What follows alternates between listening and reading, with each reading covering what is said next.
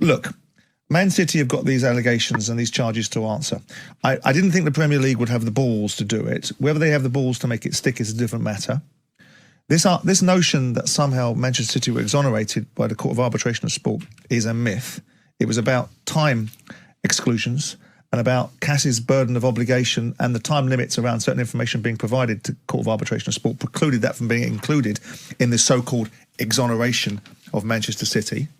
I have always maintained that they have significant questions to answer, and this idea that people are xenophobic or have an issue with Man City because the ownership model is not an ownership model that people like because of its persuasion or its ethnicity is nonsense. Yeah. It's about the idea that there is an element of financial doping that is going on. What do you mean by that?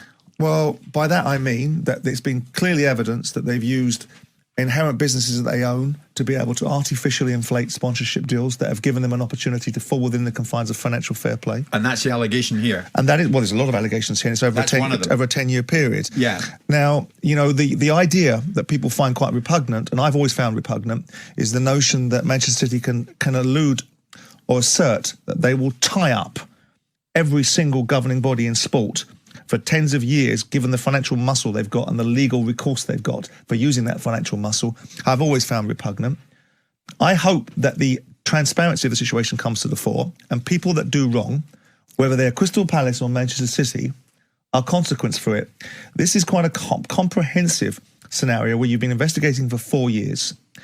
You've got 10 seasons before Man City changed their direction and started to trade players. Yeah. We see a difference in Man City in the last couple of years because they've traded players for a profit. Previously, they did not. And they didn't have the revenue, in my view, to be able to compete with financial fair play. They're not the only club to have this question to answer. You know, with greatest respect to Nasser Al-Khelaifi, I think PSG have questions to answer as well. But the point here is that the Premier League have surprised me.